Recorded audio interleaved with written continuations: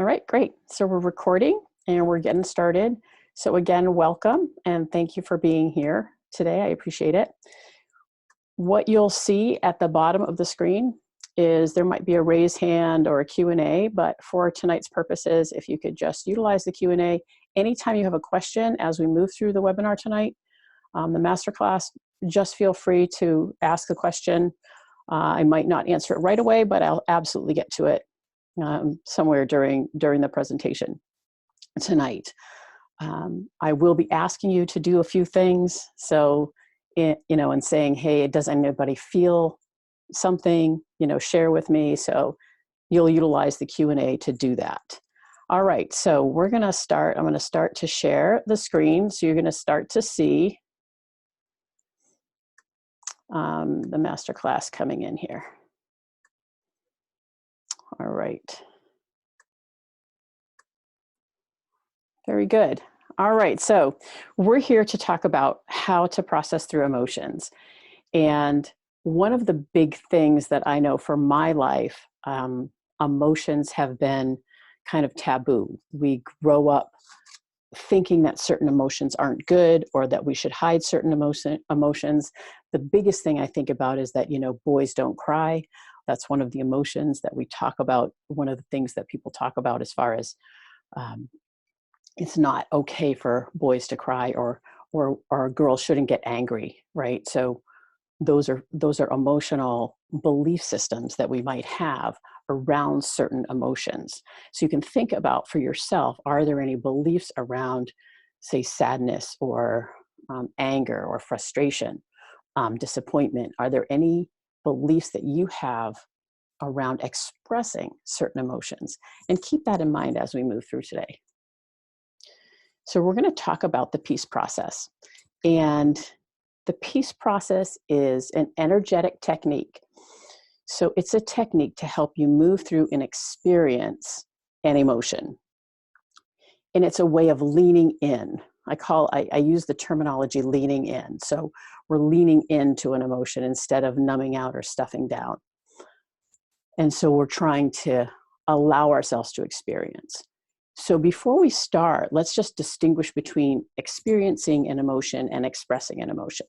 So experiencing, if you think about experiencing an emotion, what does that feel like to you?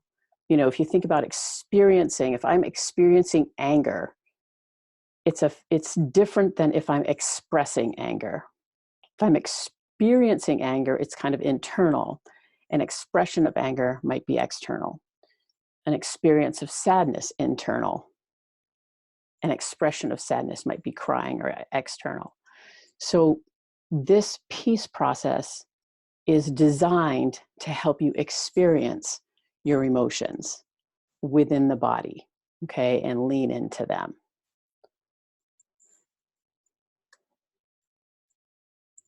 Okay. And a little bit about how I came about this particular process. So it was about a year ago. I was working with a business coach. His name was Christian Mickelson, and he was working with his students and his clients with this process and sharing it with all of us. And so I started to utilize it for myself because for myself, when it came to emotions, I had certain beliefs around certain emotions, and I also had certain numbing behaviors put into place. I didn't want to feel this emotion, so I was just going to go eat, or I was just going to go run, or I was just going to go do something else so that I didn't have to feel the emotion, which kind of caused havoc in my life. And so when I started to be able to experience emotions this way, it really created much more peace and kind of an easier feeling. When an emotion hit me, I didn't get triggered by it as much. And so when I started to learn this, I started to also utilize it with my clients, and I could see how beneficial it was for them to experience it. So when I talked to my business partner and my husband, Tim, we talked the next time that comes around to get trained in it. So last December, I went down to Florida and I spent 4 days with Christian and learned this process along with a couple of different other processes that are helpful in this same healing journey. So this is piece of what I utilize when I coach, because a lot of the coaching that I do is around food, is around eating, is around body image. And so being able to move through and experience emotions, especially when we have external triggers that might be, someone saying at a family dinner, you think you should eat that, right? Those kind of experiences that we have, if we have a struggling relationship with food, things trigger us. If people are on a diet around us, there's lots of different things that can trigger. And so having this process has really, really been helpful for me, and it has been very helpful for my clients. So that's why I'm bringing this to you tonight. Our objectives. First objective, how emotions and feelings really impact our behaviors and our actions. So as I was talking about, an emotion or a feeling comes up inside of us and we tend to behave a certain way, right? It creates an action. We're going to also talk about the cost of suppressing, the physical and emotional costs of suppressing emotions and not managing them. And then we're going to experience the peace process towards the end and move right through the whole process. So let's keep on rolling. Knowing that allowing yourself to experience an emotion can bring you to a place of peace around things that formerly would have triggered you. An action or something that that happens in the past, if we're able to move through it and process through it, utilizing this technique, it becomes something that doesn't trigger you anymore. Or when it does, it comes in and it goes out. It doesn't sit in the body. For an example, if say I had a fight and I got in a fight with, say, my husband, before that fight might have lasted a long time. I might have held anger or resentment over something that was said or something that was done, and I would hold on to it for a long time. Now with this process, it moves through me. I'm able to respond rather than react, right? So the relationship stays stronger, and also it doesn't last as long. So it's not that it doesn't hit, the emotion doesn't hit us anymore, still hits. It just hits in a different way. We're able to manage it, right? So we're able to move through it and manage it so it doesn't impact our choices and our behaviors the same way it used to. So this is a good time to pull out your guidebook. If you didn't print this out, no problem, don't worry about it. But if you did, it's a good time to pull it out so that you can fill it out. You can go over to page, I believe it's page 3, so you can start to fill in some of the blanks. It's also a great place to write down any ahas or anything that you want to remember, takeaways, that kind of thing. So that's what this is for. That way you have it all in one place. It's great to have all of this. I know when I take different seminars, I always like to have things in one place. So it just gives you a place to have all this information. All right. We're going to start with what is an emotion. So an emotion is, if you think about, I'd like you to think about for a second, something that may have happened in the past week where you felt hit by something somebody said, something somebody did. What did it feel like? Were you able to feel it in the body? Because usually when we talk about an emotion, it's a conscious reaction. You feel it. It's a physical feeling. It's strong and it's in the body. So the key to an emotion is it's physical, and it comes with, it's usually accompanied by either an object, a person, an experience, and it's a physiological change in the body. So if someone were to say something to me that would make me angry, I would feel it up in my chest, a tightening in my chest, maybe in my throat. If someone were to say something to me that would that disappointed me or that made me sad, I might feel it in my gut. So as we move through this, thinking about a particular experience or person or object that brings up an emotion for you, a physical sensation. So that's the key here. That's what we're looking for tonight. And emotions and feelings are interchanged, a lot. They are kind of very similar. The only distinction really is an emotion is a physical response, right? So it's physical in nature, physical in the body. I can feel it. I can feel my heart rate going up. I can feel my face getting hot. I can feel my shoulders tightening up from an external or internal stimuli. And a feeling is more emotional, like it's the wrong word really, more mental. It comes from the stories that we attach to it, our thoughts. So the feeling, the emotional response, tightness in the chest of anger. The feeling is anger. Physical response, anger. Feeling, I'm angry. I am feeling angry, right? So what we want to do is kind of decipher between these two things and kind of pull them apart a little bit. So we have these physical responses of the body, and then we have the stories that get connected to the physical response. And so what I'd like you to do at this point is to think about that something in the last slide, and that something that's triggered you or made you angry or frustrated or disappointed or sad, anything like that. And if you close your eyes for a minute and kind of pull it up into your brain, where do you feel it in your body? And can you feel it in your body? And what does it feel like in your body? Are you able to describe it? If I was a 5-year-old, would you be able to describe what it feels like?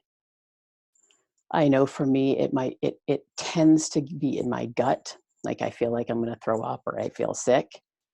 Feel free, if you'd like, to jot in the Q&A something that you may have felt, in the past, or as you're pulling up a memory, if you've felt something, you feeling something in your body, what does it feel like in the body? We're going to keep kind of rolling on. So, okay. These emotions, this is kind of our chain, right? So we have an emotion that happens. I'm angry. Something happens. I'm angry. So I feel it in my body. Thoughts that might be triggered around that. So if I have a disagreement with my husband, the thoughts might be, why am I always doing something? So it'll go to me a lot. Why did I always do that? Why do I always forget that? Why did I always do that? Or why did he?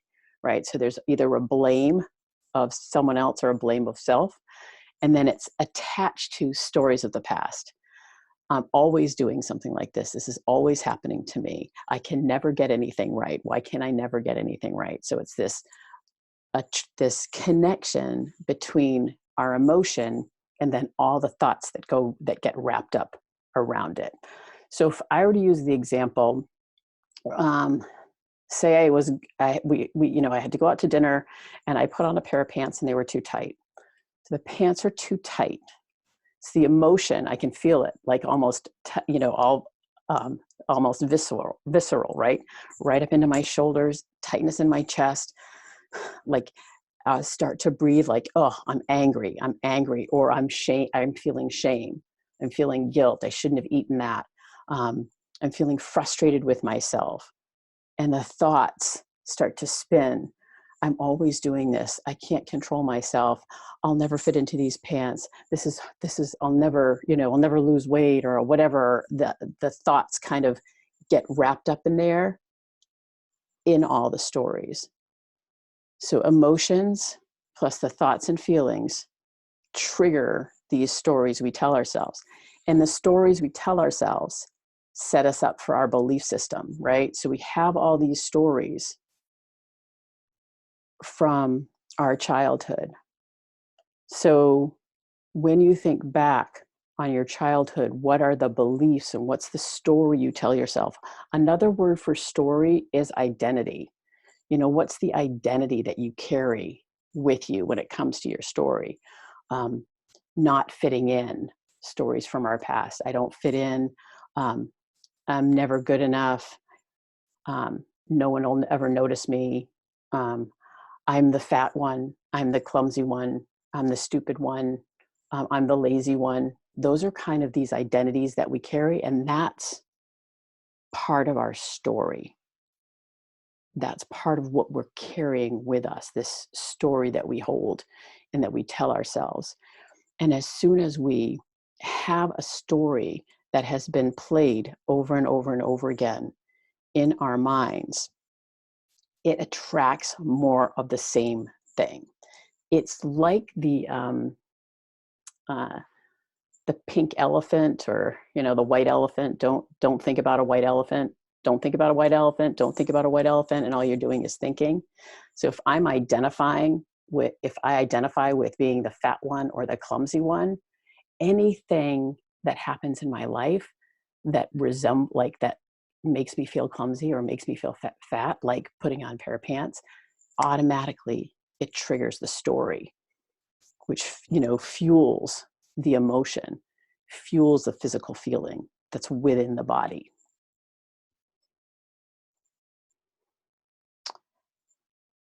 And because of that, it brings us to our results. So this is called the result matrix, and this is a really important slide to kind of understand how our beliefs, this belief of I'm the fat one, I'm the clumsy one, I'm the silly one, no, I can't do anything right, I'm never good enough, I never fit in, links to your thinking, right? So we have those thoughts and we have these pathways in our brain from these beliefs, which also link to your attitudes, right? So I might not try things. I might not go places. I might not try out for a class, or go see if I could get a job. I won't go anywhere, which means I'll isolate, right? I'll compare myself to others. I'll judge, I'll criticize, I'll beat myself up. So all of those things happen in that first kind of green circle. And that determines how we behave. So if I think that way, right? So if we think a certain way about ourselves, then all of a sudden we act a certain way. It comes out in our behaviors, right? So coming back to the example, if I try on pants and they're too tight and I have all these stories in my head, I am going to behave a certain way. So the behavior might be, I can't do it anyway. It doesn't matter anyway. I'm just going to go eat. Or it might be, I can't believe I can't fit in these pants. And I might be searching the internet for 3 hours for the next diet plan that night, trying to figure out how I'm going to restrict, right? So those are the actions that get linked. And then from there, it releases, it's your results. So if I go binge, right, on food, then the results are, I feel like crap, shameful, guilty, which kind of circles me back around to the belief about myself, which means I'm probably not going to go out. I'm not going to do that thing. I'm not going to try out for that class. I'm not going to do the things that I might do if I didn't hold that belief. So I'm hoping that this connection is making sense. I think about even just getting angry with in a relationship, right? If I believe that there should never be any conflict in a relationship, if that's my belief system, then I will not have any conflict, which means when things upset me, I won't share with my partner about those things, right? Which means I'm holding them, shoving them down, and I'm not discussing them, which can end up blowing up, which can really hurt the relationship. So it's a linked system from this belief system. Where is it? and then how it impacts the results in your life. So from here, what I'd like to do is share with you a little bit about, I love this quote. I'm going to share it with you, and then we're going to talk a little bit about the thoughts and how strong they are and why they get caught up in our emotions. So this quote is, "The walls you build to protect yourself are the same walls that imprison you." So the walls that you build to protect yourself, like from your emotions, like I'm not going to feel angry. I'm not going to feel sad. I'm not going to feel disappointed. I'm not going to feel hurt, right? That wall that we build to protect ourselves also imprisons us from other experiences in our life, from feeling peace, from feeling joy, from feeling happiness. So the thoughts that we have are in our have been repeated over and over again. So we have over 50,000 thoughts a day on a daily basis. Almost 90% of our thoughts tend to be negative. It's 80 to 90% of thoughts are negative. And then 80% of that are repeated over and over and over again. So if we have a belief, and a belief can have anything to do, it can have to do with money, success, body image, food, exercise. There can be beliefs on all of those things. If we hold on to that and think that way and have repeated those thoughts in our minds since we were 5 or 6 or 7 or 8, they have gotten so quick to come into play. When something triggers us, the thoughts almost automatically come up. And so what happens is we actually believe that it's the thought that pulls in the emotion. But usually it's an external trigger that pulls the emotion in. And then we feel something, and then all the thoughts start to appear. So it's the external stimuli that hits us. Body responds, mind starts to ramp up. When the mind starts to ramp up, it ramps up quickly, and it ramps up louder, sometimes meaner, right? Which then just propels the energy in our body. And that's why we tend to turn to numbing suppression tools, or medicators, I call them, right? If I don't want to feel a certain way, I might turn to food, exercise, alcohol, drugs, gambling, shopping, right? There's a lot of different medicators out there. I don't want to feel this. And because I don't want to feel this, I'm going to go turn to something that this way I don't have to feel it. And that's what's shoving the emotion down. That's a release. We're not allowing the emotion to be in the body. We're shoving it down. And the emotion, especially the negative emotions, they're toxic to the body physically. So because they're linked with negative self-talk, they're linked to this, sorry, just kind of lost my train of thought. They're linked to our thoughts, our negative thoughts, and our identities, like those stories. So all of it kind of washes over us, and then it sits there. It sits inside of our bodies. And because of that, there's a lot of problems within the body that happen due to this suppression of emotion. So let me move forward with this. What is the cost of suppressing emotions? Why is it so important for us to experience and allow our emotions to move through us? The biggest thing is this increase in chronic stress.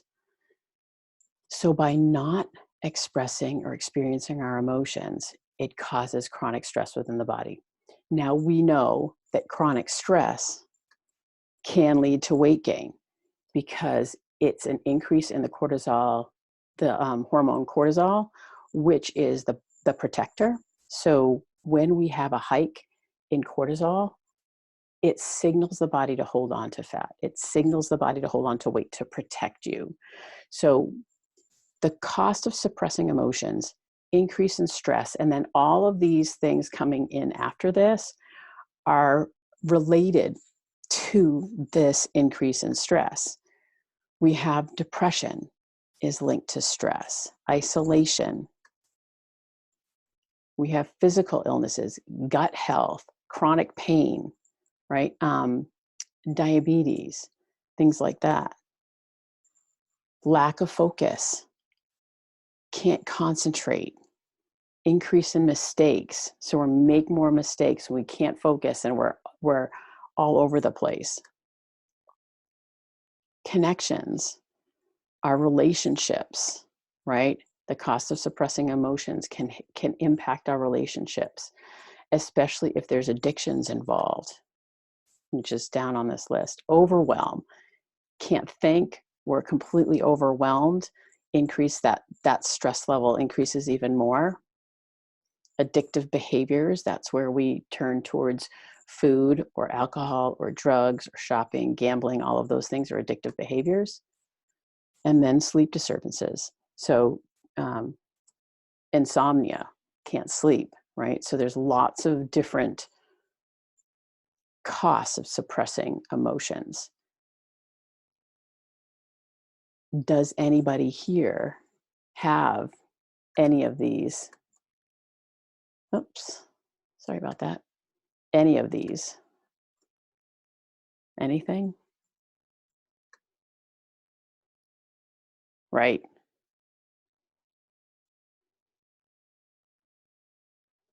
Depression, some connections. Yeah.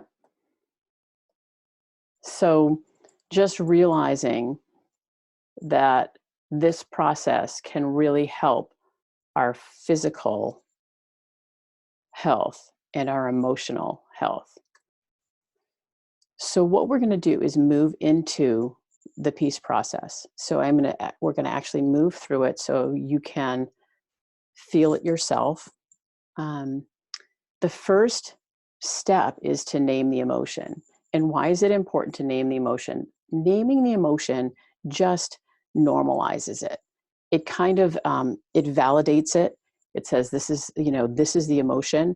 I think when we're hit, especially with a hard emotion, and when I mean a hard emotion, it could be anger, frustration, disappointment, humiliation, those kind of shame. It takes over our whole body, and we think it's always going to be there. We think we're stuck in this place. We're never going to be. It's all consuming. And if we can kind of step back and say, I am frustrated. I am feeling humiliated. I am feeling angry. I am feeling full of shame. It separates it just enough that it doesn't overcome the body. All emotions, happy, joyful emotions, sad, angry, depressed emotions, all are temporary. And if we can remember that all emotions are temporary, that can save the way we move through these emotions. It can save us. The good emotions don't last and the bad emotions don't last, right? Pain is inevitable. Suffering becomes optional. So the pain, we will get hit with tough emotions, but we don't have to suffer and hang there or turn towards a medicator. Instead, we can name it and we can step back and we can move into this peace process. So I am going to have you start with finding yourself in a comfortable position, and we're going to go right through this peace process. taking a nice deep breath. What you will hear me do during this period of time as we move through this is you will hear me possibly taking deep breaths kind of with you or to prompt you a little bit um, as we move through. And what I'd like you to do to start is to bring up an emotion. It could be from before. So something over the past week or so that has triggered you, has made you angry, has made you feel disappointed, has made you feel frustrated, any of those things. Okay. And what I'd like you to do is bring that into your mind. And if you're comfortable, sit in a comfortable position, just close your eyes. If you're comfortable, you can, a nice gaze to someplace if you're not comfortable closing your eyes, and take a nice deep breath in.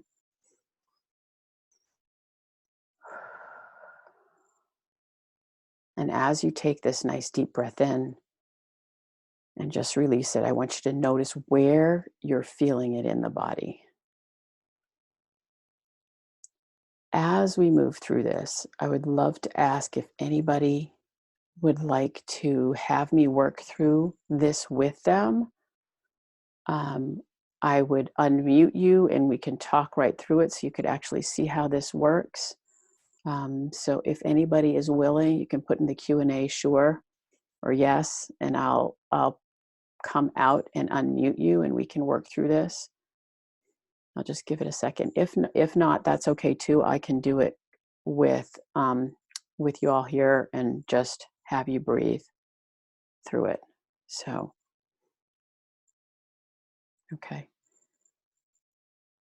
Find where the emotion sits in your body.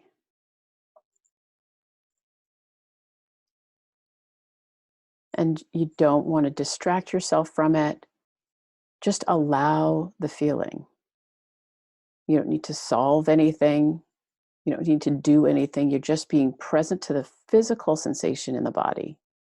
What does it feel like physically?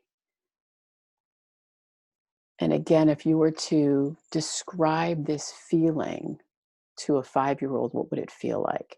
Um, I've heard the terminology: a ball in my stomach, a tightness in my shoulder, a choking in my chest, like I can't breathe. And I want you to just breathe in and just stay with it.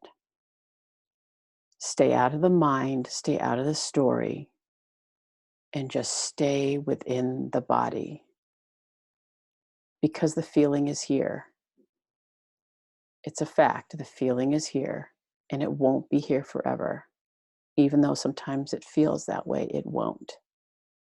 And for now, as long as it's here, we're just going to accept it. We're going to breathe with it, and we're going to follow it. So wherever it is sitting in your body, bring your attention to it. Allow it to be here in your body. You don't have to change it without trying to make it go away. Just let it be there. It's like you're seeing it. The emotion, the feeling, the physical feeling in the body just wants to be seen. And as you're feeling it in your body, see if you can pinpoint the most intense part of where you're feeling this tightness or this pain or this constriction, this ball, whatever it is. And if you want to, you can take your fingers and you put your finger on your stomach or on your chest or on your neck, wherever it might be. Take a deep breath in and just bring your attention right to that space. And as you're breathing, I'm going to have you send love and acceptance to that space in your body. And if that's hard to imagine, think about something or someone that you love. Think about expressing love. being on the beach or the sun shining or a partner and that connection. And what you want to do is just send that love, that loving energy to that physical space in your body.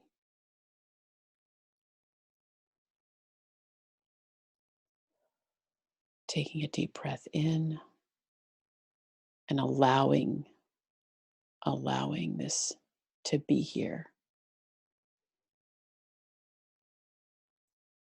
Sending it gratitude, acceptance, and appreciation.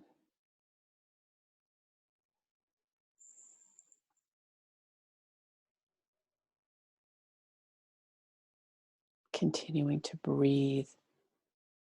If you find yourself starting to maybe tear up or cry, detach from the story. So disconnect from the mind and come right back into the body. Is if we start to cry, sometimes that's we're getting attached to the story. So stay in the body and stay out of the mind and just be present with it.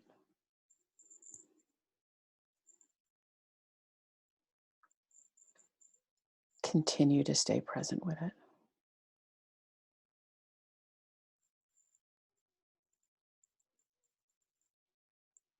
Send it unconditional love.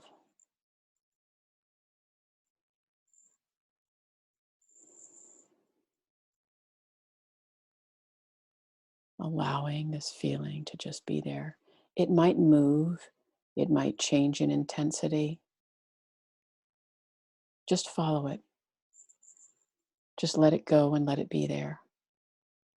The key to the peace process is to just allow the physical feeling to be there and to bring your attention and your awareness and your gratitude to this feeling in your body, this physical feeling.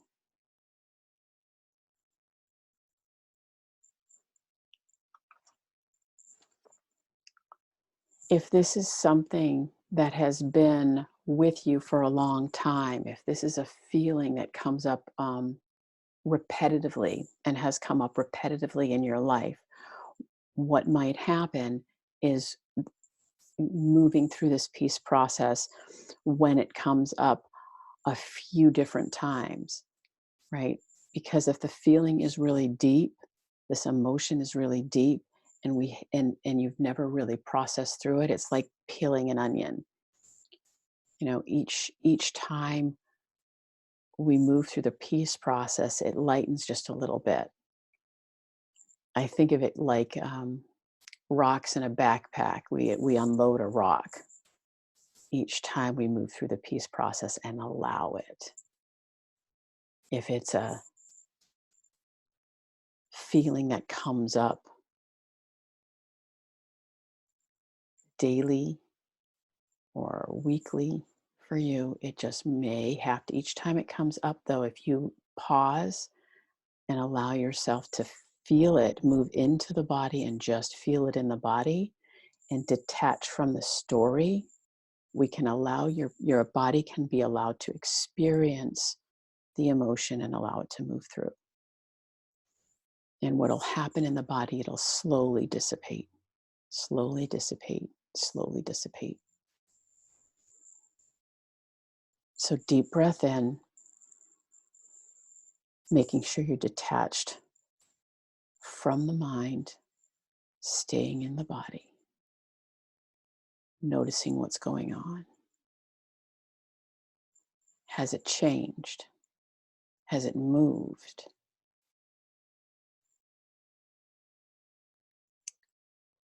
So for one particular client of mine who gets it in the throat, it shifts sometimes and moves down behind her back a little bit, but it becomes less tense. Continue to take deep breaths, continue to send love and gratitude and acceptance. Tuning deeper in, Deeper in and allowing the feeling to just be there. Kind of allowing it to run its course. Letting it be in charge and just noticing what you notice.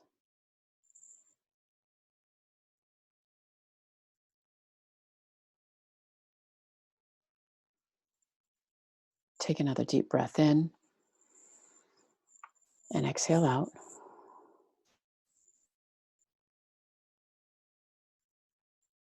After you move through this process and you feel like it may have dissipated a little bit, the physical feeling in the body, bring back the thought that you initially started with and see if it hits you again as hard. It may. It may hit you again harder, or it may not hit you again as hard. That's the process through allowing your body to feel it, accept it, lean into it, and move through it.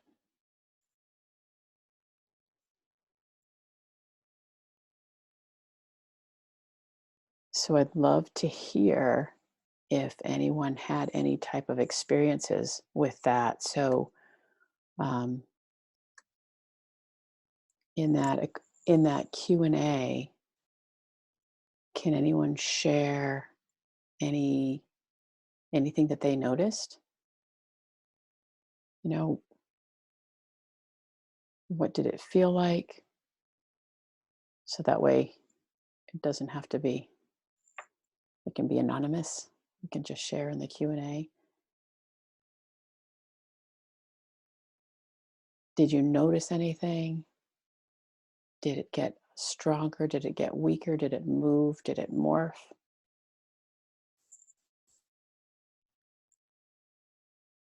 What was the experience like for you?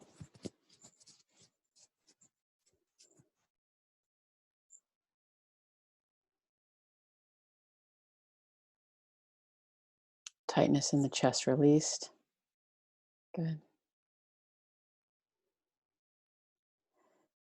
A way to see how this process moves is sometimes even like numbering it, giving it a number of intensity at the beginning when you first start to feel it.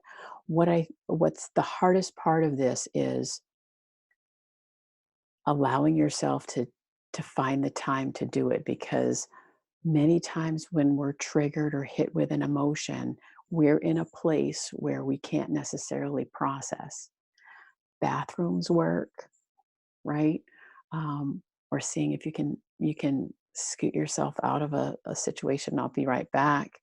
Because if you can take 5 minutes to just allow yourself to experience it, even if it doesn't completely go away, it can make a huge difference in the way you respond when you come back into wherever the whatever the whatever the experience is that you're especially if you're around a lot of people. Um, because what we're able to do is detach from the story, because the story is not today, the story is in the past, but that fuels the emotion. So our stories and our beliefs fuel the emotion and give it um, added drive, added toughness, which makes it even harder to feel. And that's why it feels like sometimes we're trapped within this space of this emotion. So it's really breaking ourselves free from this feeling of being, that's why I use that the prisoner picture, feeling like we're imprisoned by this emotion, like it's never going to leave. I'm always going to feel like this. I can't get out of it. And it's pausing long enough to say, disconnect from the story, come to the body. Where am I feeling it in the body? Close your eyes, take a deep breath. That's going to help elicit that parasympathetic nervous system. That's, to release the stress, taking deep breaths and going directly to the body and disconnecting from the story. That's the key. of the peace process is to disconnect from the story, the identity, the belief, and just to be. Because once we can disconnect from the belief and the belief falls off, that same trigger no longer triggers us. And that's where we can finally experience some peace.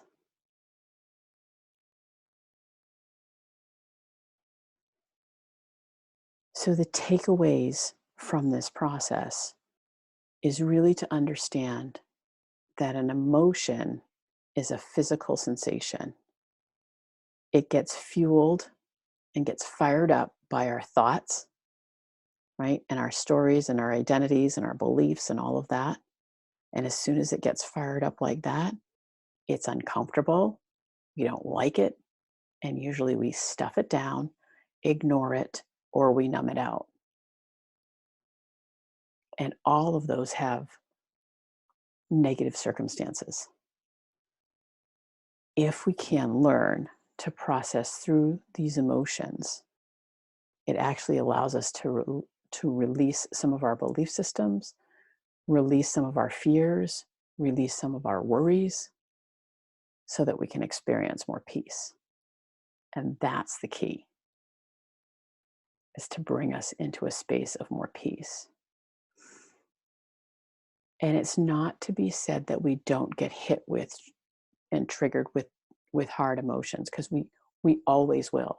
That's part of life, is that we will have experiences in our lives that trigger these hard or uncomfortable emotions. It's how we respond to them and how we can lean into them and allow them that brings us out the other side sooner, and it brings us out the other side a little calmer and more peaceful, so that we can experience more joy and happiness. It's not that we'll never experience the tough emotions, because we will, but we don't have to sit inside of them and have them all consuming and be imprisoned by them. So I hope that what you have in your guidebook is you can go right through the whole process. I wrote it all out for you, so you have the whole process. And it just takes practice. It's a practice, and it takes time to continue to move through, especially so for me, when it comes to body image, it doesn't trigger me. It barely triggers me anymore. It used to trigger me all the time. And for many years, I was always numbing and stuffing down. Now, as I've moved through this process, it barely doesn't even trigger me at all. So it's really a process to practice. Anytime you feel a tough or difficult emotion, try to disconnect from the story and come to the body and just be with it. I gave you some words here that I used, some of the cues that I used. You can always come back to right around 30 minutes of this masterclass and hear some of the words, and write them down if you want. But this is the way to move through these emotions. And that's all. And I want to say thank you for being here. Couple other quick things. If you want to do some processing, or you want some additional support with this, you have a free call that we can talk through, and I can actually do this one-on-one with you, so you can feel it a little differently and let me talk you right through it. And we also are including a 30-day, you'll see at the very back, a 30-day free trial of the self-talk, which is reprogramming, right? Reprogramming the brain so that we are getting some more positive messages, instead of out of those 50,000 messages having, 80% of them negative. If we can cut that down to 50%, that cuts the rate day after day after day, right? And that's a reprogramming. It's just positive, positive words, positive affirmations to start to reprogram the brain, because it's the thoughts and those stories, all that whole result matrix that we fall back into all the time. So I'm going to stop the share and come back to you here and just ask if anyone has any questions, or would like to ask anything before I finish up. Thank you for being here. I appreciate it. I hope I was able to share what I was trying to share. This process has really changed my life in a lot of ways. Um, and I know it can do the same for you. So thank you very much for being here. Have a great night. You will tomorrow, P.S., tomorrow you will get the recording of this masterclass as well. So have a great night, everybody.